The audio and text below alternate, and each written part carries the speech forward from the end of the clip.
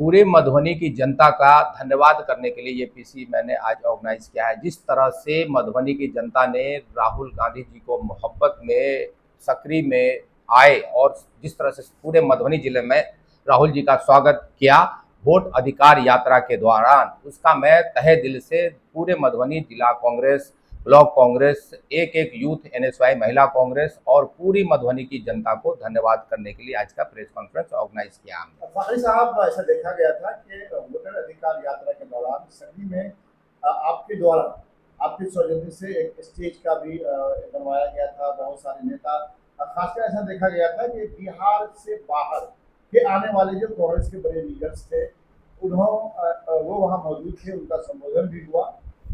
क्या कहना चाहेंगे इस के बारे में आप? पूरे देश और प्रदेश के लीडर्स वहां आए, सबने संबोधन किया। पूरे 45 मिनट तक हमारे जननायक नेता राहुल गांधी जी वहां मौजूद रहे। प्रियंका दीदी, तेजस्वी यादव और इंडिया अलायंस के सारे पार्टनर्स जो थे वहां अपनी बातों को रखा और जिस तरह से भीड़ वहां उमड़ी, राहुल जी, प्रियंका जी, पूरा प्रदेश ने हमारे सकरी के पॉइंट्स को अप्रिशिएट किया, पूरे जिला को अप्रिशिएट किया। इसके लिए हम वापस से सबका धन्यवाद देता हूं। साथ ही साथ हसीब अनवर साहब जो हमारे इंचार्ज थे प्रदेश की तरफ से, उनका भी खास तौर से मैं धन्यवाद करना चाहता हूं कि उन्होंने पूरी ताकत से हमारे साथ दिया और पूरे वेल ऑर्गेनाइज किया उन्होंने। बात जानना चाहेंगे कि जिस तरह से तैयारी थी आपकी, कई रोज से आप सकरी में पॉइंट बनाकर लगे हुए थे। मेरा मानना है कि दिन रात आप वहाँ मौजूद रहे, लेकिन राहुल गांधी और प्रियंका जी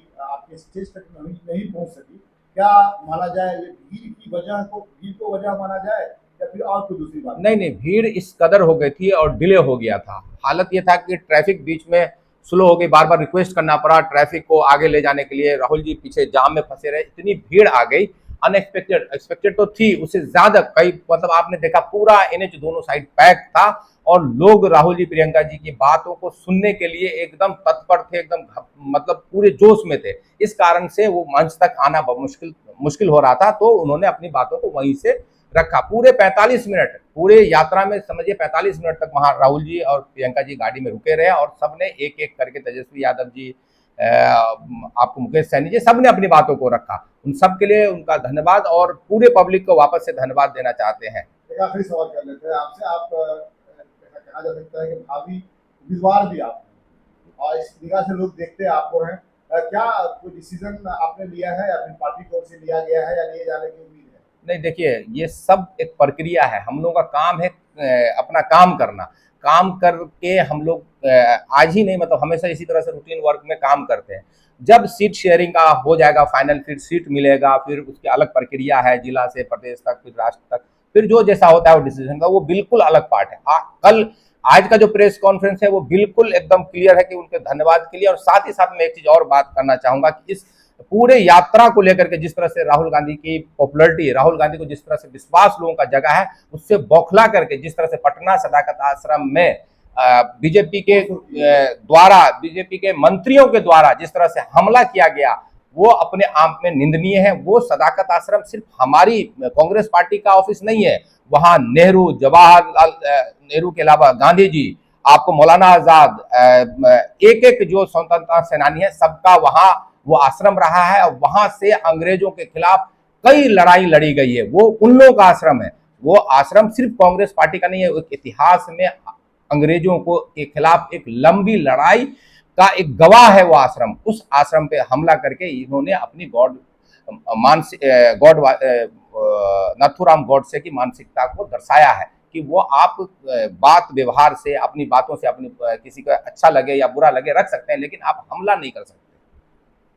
हर तरफ एक खबर चल रही है कि प्रधानमंत्री के मां को गाली दिया गया है कांग्रेस के मंच से, तो कैसे आप ये सत्य को बताएंगे?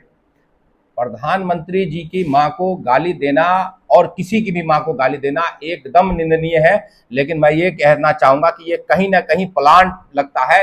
एक प्राइम दृष्टि से अचानक से आप देखेंगे तो लगेगा आपको कि वो हमारा कार्यकर्ता है ही नहीं, तो उसके पास माइक कैसे चला गया। और माइक जाने के बाद वो जो है जिस हिसाब से बोला और फिर बाद में जिस हिसाब से उसके फोटोज आ रहे हैं, वो कहीं ना कहीं हमें लग रहा है कि एक साजिश के तहत ये किया गया है। और अगर वो किया गया है तो आप उसको पकड़िए, अरेस्ट कीजिए, उस पर एक्शन लीजिए। मैं धन्यवाद भी देना चाहता हूं, पुलिस रातों रात अरेस्ट भी कर ली, लेकिन इसके लिए आप हमारे कार्यालय पे हमला करना, आप गुंडागर्दी करना, लाठी डंडे के साथ वहां पहुंचना, जिस हिसाब से उनके मंत्री पहुंचे, अपने आप में एक आश्चर्यजनक की बात है कि मंत्री, उनका बॉडीगार्ड, 3-3 मंत्री वो डंडा और पैना के साथ वहां हमारे ऑफिस में हमला कर रहे हैं। आप क्या गुंडागर्दी करना चाहते हैं? जो आज के डेट में गुंडा राज है, लगातार हर जगह क्राइम बढ़ रहा है, उसका तो एक जीता जाता खुद का रूप सबूत है कि आप हमला कर रहे हैं, खुद भी आकर के हमारे ऊपर हमला कर रहे हैं। सारे मुद्दों को छोड़कर एक गाली को मुद्दा बनाया जा रहा है, तो कहीं ना कहीं पार्टी कमजोर होती जा रही है सत्ताधारी।